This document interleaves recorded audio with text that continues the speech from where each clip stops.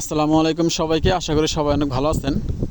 আমার হাতে যে দুইটা জিনিস দেখতেছেন, এই দুইটা জিনিস আজকে কিনে আনলাম আমাদের পাশেই, আমাদের গ্রামের পাশে বাজার থেকে।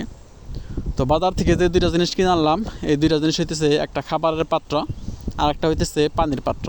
এই দুইটা পাত্র আমি আনছি আমার খামারের হাঁসের জন্য এবং মুরগির জন্য। তো এই দুইটা পাত্রের দাম হইতেছে, একটা দাম 70 টাকা আর একটা দাম 60 টাকা। তো দুইটা মিলে 130 টাকা। পানির পাত্রের দাম হইতেছে 70 টাকা এবং খাবারের পাত্রের দাম হইতেছে 60 টাকা। তো এগুলো আনার কারণ হইতেছে আমার যে খামার, হাঁসের খামার এবং মুরগির খামার, আমি যেই পাত্রের মধ্যে খাবার দেই ওই পাত্রতে খাবারগুলো অনেক অপচয় হয়, অনেক নষ্ট হয়। তো তার জন্য আমি চিন্তা করলাম যে এতগুলো খাবার নষ্ট করা চাইতে পাত্র নিয়ে আসাই মনে হয় আমার জন্য ভালো হবে।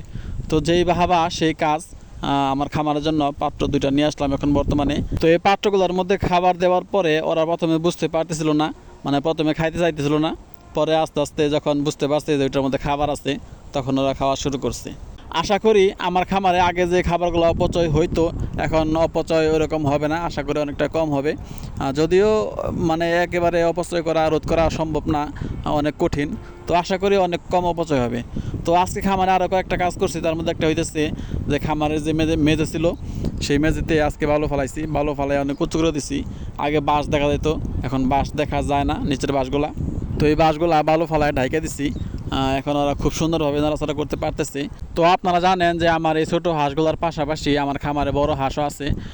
সেই বড় হাঁসগুলোর জন্যও আমি এই পাত্রের ব্যবস্থা করব। ওদের জন্য কেবল দুইটা আনছি, আমার বড় হাঁসগুলোর জন্য আরও দুইটা আনবো ইনশাল্লাহ। ওই বড় হাঁসগুলোর বয়স এখন 1.5 থেকে 2 মাস, আর এইগুলোর বয়স হইতেছে 10 থেকে 12 দিনের মতো হয়েছে। তো আমার খামারের পরিসর আস্তে আস্তে আরও বড় করতেছি। হাঁস আরও তুলবো ইনশাল্লাহ, এবং কিছু মুরগিও তুলবো। তো সবাই আমার জন্য দোয়া করবেন, আমার খামারের জন্য দোয়া করবেন, যাতে আমি সুন্দর সুষ্ঠুভাবে খামার পরিচালনা করতে পারি। আর আপনারা যারা খামার শুরু করতে চান তারা শুরু করে দেন, সেটা যেই খামারই হোক, হাঁসের খামার হোক বা মুরগির খামার হোক, গরুর খামার হোক, ছাগলের খামার হোক, যে খামারই হোক।